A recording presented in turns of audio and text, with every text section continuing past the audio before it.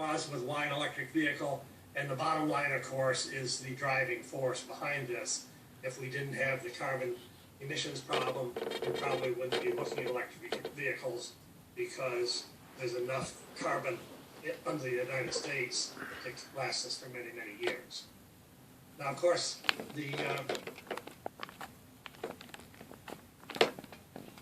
comment from MIT Technology Review, for example, this current month, for many buyers, they're simply too expensive, their range is too limited, and charging them isn't nearly as quick and convenient as refueling at the pump. So this is the headwind. They are not quite what we'd like them to be. Going into a little history, this is a Ford Fusion hybrid.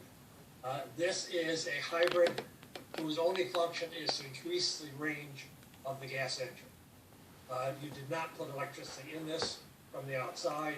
It was all generated with gasoline. The mileage was typically about 42 miles per gallon, even with the regenerative effect of the electric vehicle. So it has small battery, regenerative braking, downhill energy storage, long total range, because it got over 500 miles on the gasoline tank. No range anxieties because of the gas engine. There was some fairly nice logic as to how the battery and the engine work together. I won't go into that because it's past history.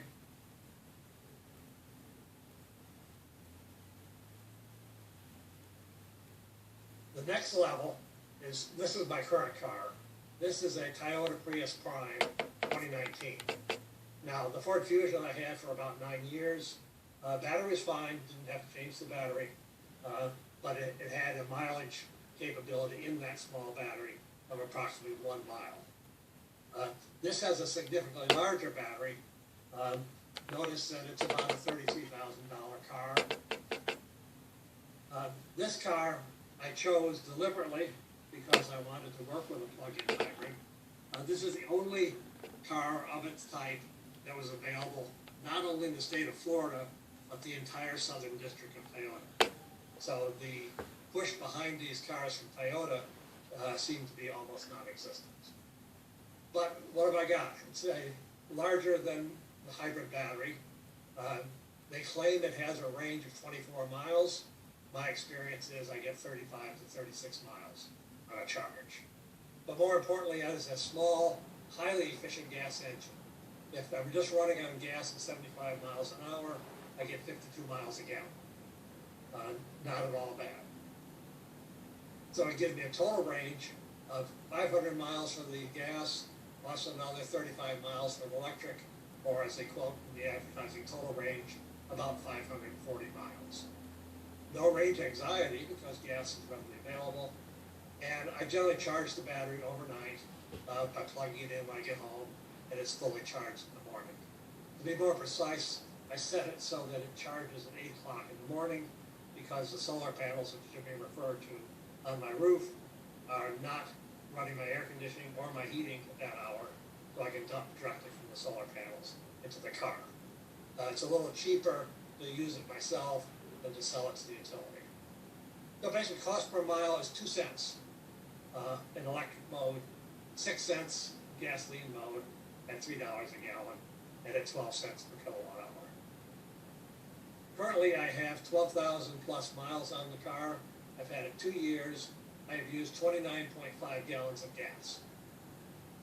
My net gas mileage on the car is 416 miles per gallon, which I consider fairly green, and if everybody was doing that, we'd probably make a big step toward getting rid of the carbon issue.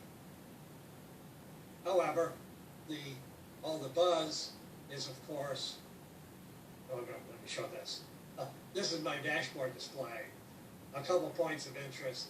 One, the air conditioning is a significant effect.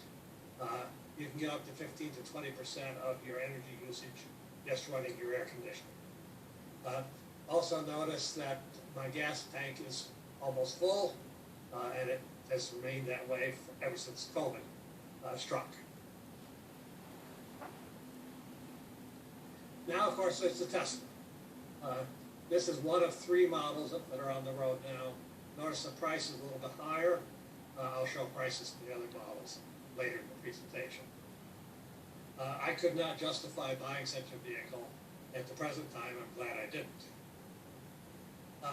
This vehicle gets 3 or 4 miles per kilowatt hour. These are important numbers to remember. Miles per kilowatt hour. That's what was on the dashboard display I just showed. That costs about 3 cents per mile if you charge it at home. The mileage goes down as the vehicle size goes up, of course, and the battery is large enough to be used exclusively. In fact, it must be used exclusively because there is no other option.